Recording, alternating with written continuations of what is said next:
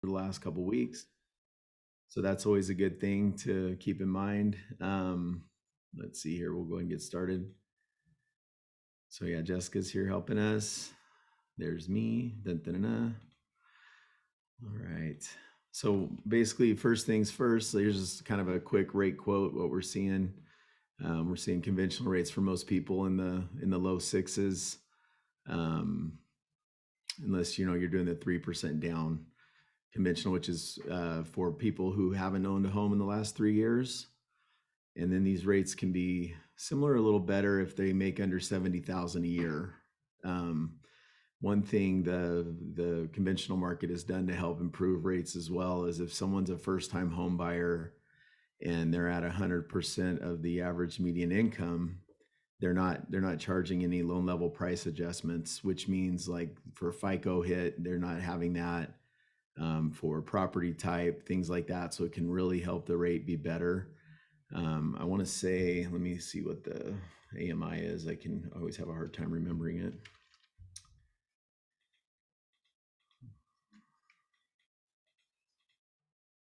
So let's go here.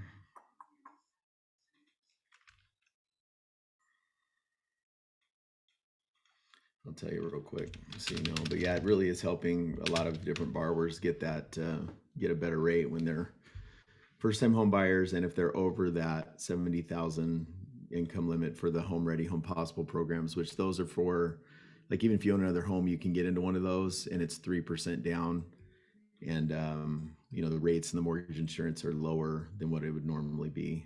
And another add-on to that is the Borrow Smart program. It's a Freddie Mac program, and what's cool about that one is, basically, depending on how low their income is, they at least get a 1250 credit from the lender for either down payment or closing costs. So that's super helpful. But yeah, 100% of the AMI, the 100% area median income is 88,800. So basically, if you have somebody that makes that amount of money or less, it's going to definitely help their interest rate out. And the when I said 70,000, it's actually 71,040. So that is the threshold for those Home Ready, Home Possible, or Borrow Smart programs. Very very useful. I use them a lot.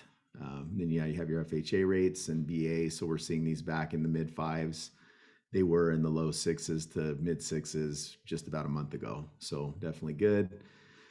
Jumbo 30 year, low six, and then the 10-year ARM we can still get in on a five, for those borrowers. And then also they announced the new conventional loan limits, conforming loan limits today. And that is, I believe it's 726, 200. So let me just double check that real quick and give you that. So, and I can give you those price points for your conventional borrowers so they can stay out of the jumbo market and do less down.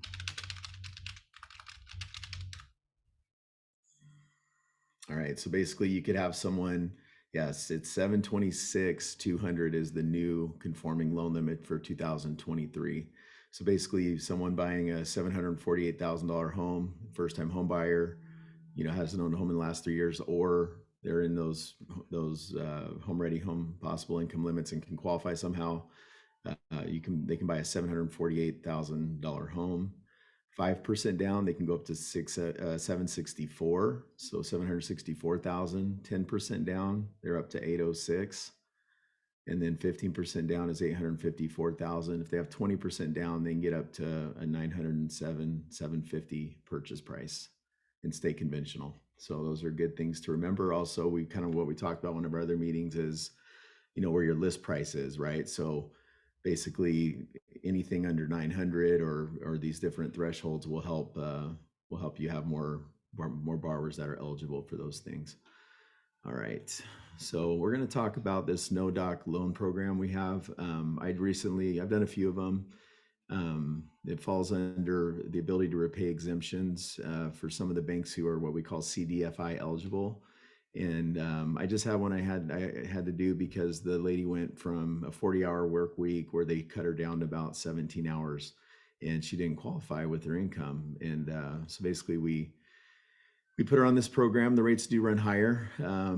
They're usually somewhere in the high eights, but they also do a 1-year ARM on it now, which is 7.99. So that's a good option for someone even considering like not having to document income. So it's really just it's primary residence, second homes. You can go down to a 640. It's 20% down or more, and they don't look at debt to income. And there are some reserve requirements. I think it's 6 to 12 months or 12 months, and it's a pretty slick program. So it does help out a lot for someone who just maybe has money but doesn't have the income. Certain self-employed borrowers, things of that nature. So these will work out a lot better than some of the other programs, which like bank statement loans, and sometimes these might be a better rate for them. So it's something to always keep in mind if you have someone that maybe they're moving and don't have a new job set up, things of that nature. So can come in handy for those borrowers. Not really a long-term solution, but I mean, they are 30-year fixed, or like they do have that arm, but it's something where you can get them into a house and they can, get everything squared away and refinance later. But yeah, so yeah, no income documentation, no DTI calculated, no income calculated. We don't list employment at all. There's no stated income or anything like that. So pretty cool program. What'd you say So was the minimum FICO? 640. Yeah, I think it's more than 20% down with a 640, but they will go to a 640 on it. So definitely something to keep in mind for borrowers that aren't fitting the mold and they have money to put down. Does everybody at this point heard of a debt service coverage ratio loan? I would assume that you guys have heard of DSCR loans is what they call them. This is for rental properties only. So basically they look at the market rent of the home, and as long as the rent covers it, the market rent covers the payment, they're good to go. So we also don't verify income or employment on those, anything like that. Where they get sticky is with rates being higher.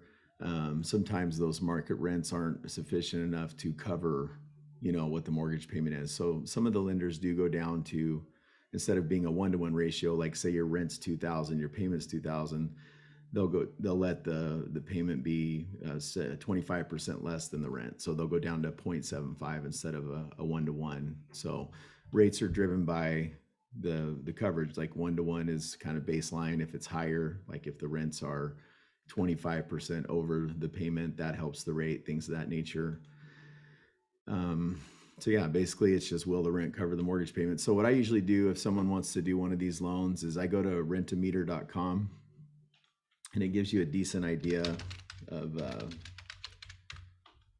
I'll show you the link here. So you can go in here and you can put in an address, you can put in, beds, things like that, and it'll tell you if the rent, where it should come out at roughly, and it's a good indicator to see if it's going to work. So I usually will look at that. And of course you guys have access to the MLS, so you guys can go in there and do your own analysis as well, which I'd highly recommend if you're working with someone doing that type of loan. So yeah, so these ones go down to 620. The rates get pretty nasty there, but most of these now, they were doing 10% down, 15% down. Most of those are suspended now. You got to do 20% down pretty much across the board on those.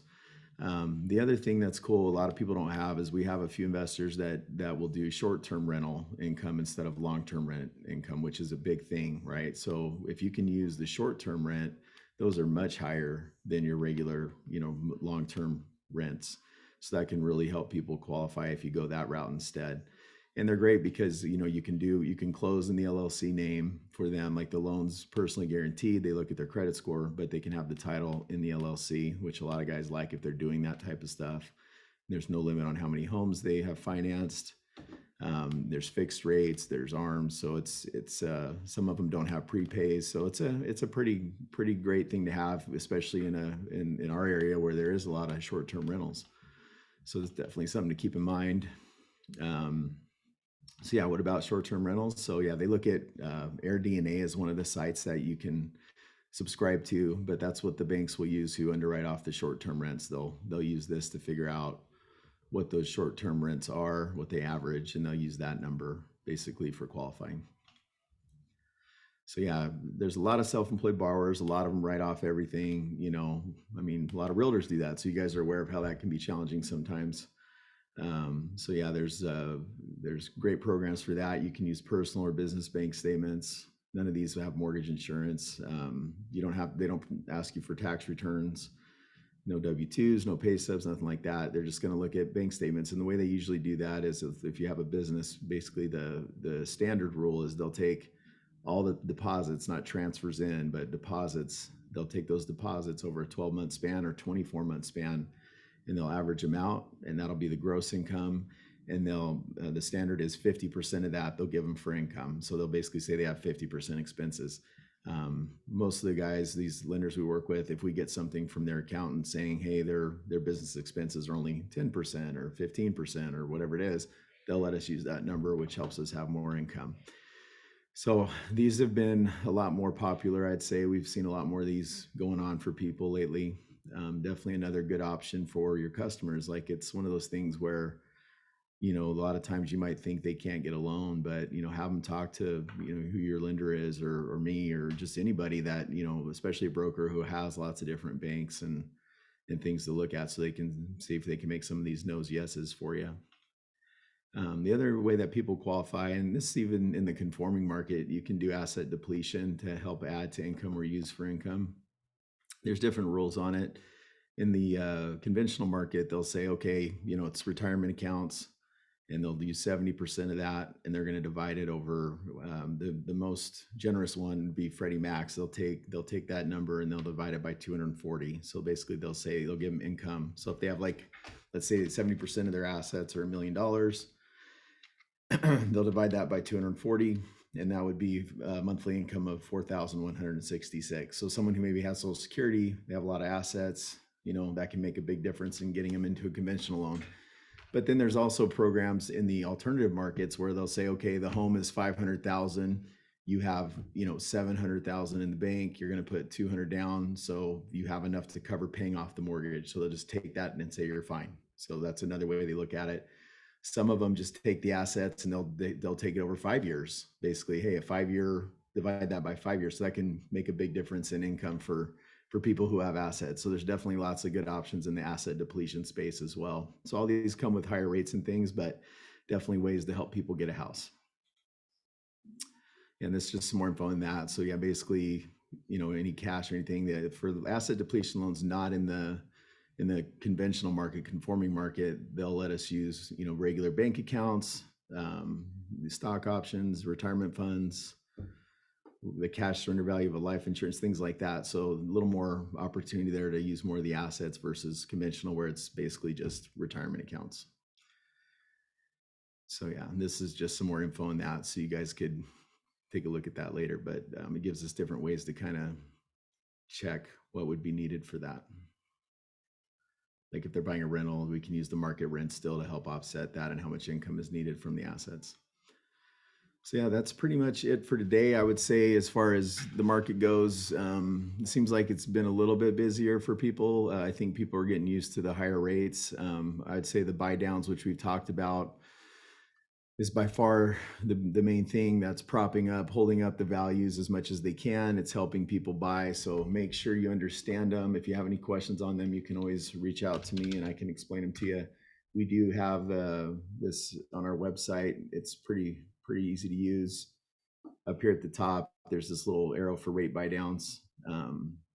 You can do, pick which type of buy down, whether it's a 3-year buy down, a 2-year, a 1-year. Basically, those, like the 1-1 buy down is where the interest rate's 1% less for 2 years. The 1-0 buy down is just 1 year, 1% less.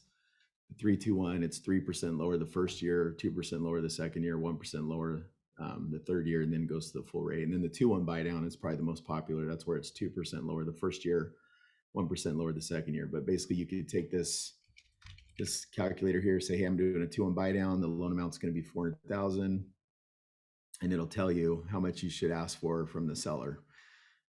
So this one, basically, okay, they would need to get about $9,000. And also on this same little link, there's a concession cheat sheet. So you can say, okay, so if they're doing if it's less than 10% down, we can get 3% from the seller. If they're doing 10 to 25% down, they can get 6. And if it's 25% more, they get 9% on a conventional loan. Investment homes, they're capped at 2%, and you can't do a buy down on an investment home. It's strictly primary or second home. In FHA, you can always ask for 6%. VA is a little tricky, but I would just use the 4%. There are some things that are unlimited on VAs, but the 4% is usually enough because the buy downs typically cost about 2% of the purchase price, give or take, depending on the price point and stuff. So it's always good to at least get the 3%. If the buyer has money to put in for closing, they might still need a little bit if you only get 3, but at least it covers the buy down and maybe 1% of other costs. And then USDA loans as well, you can do the 6%. There are lenders that are we have that do offer, a buyer to pay it, an agent to pay it, build it into the rate, so it's an extra cost, so it gets a little heavier. But sometimes that might be something that might make sense. I think it's really only truly beneficial if a seller pays for it, because if the buyer's paying for it in some way, they're basically just prepaying part of their payment, to subsidize it later. So it's like they're paying out of pocket to get these things. So not always is beneficial, but if it's built into the sales price, it's a little bit, more beneficial, I would say. And again, one of the best things about these temporary buy downs is a year in, if they refinance, there's $4,000 left in that buy down account. It's basically in their escrow account. It'll go towards the principal on their payoff. So basically their payoff will be lower when they go to refinance. So the money doesn't go unused versus like a permanent buy down where, you pay it up front, the rate's going to be a little lower than market, but when they refinance, that money's just gone. So definitely much more bang for the buck on these temporary buy downs. But yeah, any questions on any of these programs or things that maybe you want more info on at this time? There is a feeling on buy down versus prepay of PMI question. I don't see it. Let me find it. It's just in the chats. It just says, what's the feeling on buy down versus prepay of PMI? Well, the problem with that these days, a few years ago, was a little more advantageous to maybe buy out the MI or do single premium where you pay a certain amount up front for it. What we see a lot of times now is the monthly rates for mortgage insurance are pretty low. And whenever you go to buy out the MI, things like that on a conventional loan, is really the only loan you can do it on. It just gets really expensive. And so, I mean, it's never something that something you should look at, but generally speaking, you're better off taking that money that you get from concessions and use it to buy down the interest rate. That gets you a lot more savings and compared to the mortgage insurance buyout. But that is a good question. We just don't see them as much anymore because of the cost difference. It's a bigger hit these days to buy it out basically versus taking the monthly.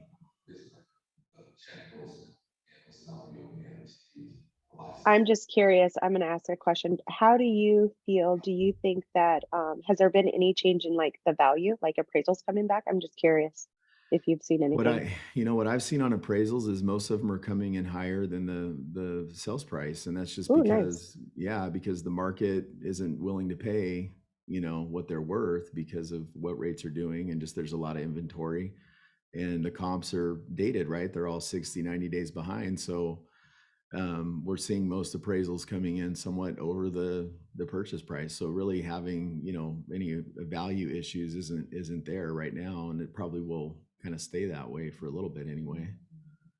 I That's think we'll always see good it news. probably get harder when rates go down in the future and values start to tick up, right? Because then the comps are going to be lower than what the market is willing to pay, right?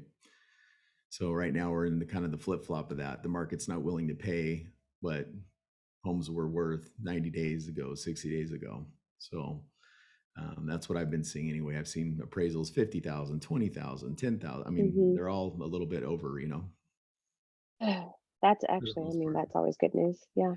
Yeah, and I mean at that time, if maybe you didn't ask for quite enough concessions, that's always something you can be like, hey, the appraisal came in a little higher. Can we bump up the concessions and see if, at this point, and you guys know this, if you have a seller and they get a contract accepted, for the most part, they're willing to do whatever it takes to just get it done. So they don't want to go back on the market. They don't want to worry about when the next offer is coming. So, I mean, there's a lot more negotiating power there, but I would definitely just come out of the gates on any listings you have offering concessions, period, because it's just the norm right now. It's not last year, right? We're in a much different market. Of course, it depends on the price point and things like that, but for most of these homes, it's going to be a necessity to get them sold and to get buyers into them. So it's all about affordability. That's good. Oh, I was any just other curious. questions? Well, this will be available in a recording, so anybody who made it, you'll get that too if you want to share it with anybody. And um, or if anybody you think we should add, we can add them to it. But it's there's all these are saved. They're always back for you can reference them later. And of course, I'm always here to with any questions you have on any of these programs. But yeah, if you're getting a buyer that's being told no, let us have a shot at it. Let's see if we can figure out something that works for them to get them into house. They always appreciate it, and it just makes you shine. So love to help with anything you're not getting done. That includes Hmm. just regular deals. I mean, as brokers, I work with a lot of you. Some of you I don't, but you'll see with us rates are generally quite a bit lower on any loan product we have, and costs are cheaper. So if they're only getting qualified by whoever they're pre-qualified with up to a certain point, it's not enough. There's a good chance because our rates lower, we can get that price up a little higher or save some money on closing or whatever it is. So there's always opportunities there. Even on new builds, I mean, we get lots of new builds where the builder might be offering crazy incentives, but their costs are so much higher that it doesn't really matter, and we're still able to come in and beat a lot of those still. I mean, some of the new things they're doing are out, super crazy, but there's a lot of people who are under contract before they started doing that they won't help. So, make sure that you always have them talk to someone else too, just to compare it. I had one where I said, hey, that's a lot of money they're giving you. If I had that amount of money, I'd be at 4.75, and they had her at 5.75. I said, just send my estimate to them, see what they do with it. And basically they brought it down just about an eighth over what we were offering. So the lady saved almost 1% on her rate just because I looked at it and sent her an estimate to take back to them. So even that helps people. Like, it's a good value add just to have somebody else look at it and help them save money, whether they stay with the builder's lender or not. Definitely something to consider, and make sure that they do those things to help your customers. Yeah, no, that's good info too. Yeah. If anybody has anything that they need, obviously Andy and I are here. We want to bring some value to everybody. So I don't know if there's anything you guys see that you need either from, a mortgage partner, a title partner, is something that we definitely want to have feedback on. So always speak up and let us know. Yeah, for sure. Well, we appreciate you guys joining us and for your continued support, and good to see some familiar faces. So Yeah. appreciate all of you guys very much, and I hope you guys have a great holiday season. We'll be in touch here soon. Okay. All right. Have a good day, everybody. All right. Thanks, everyone. Take care. Thanks.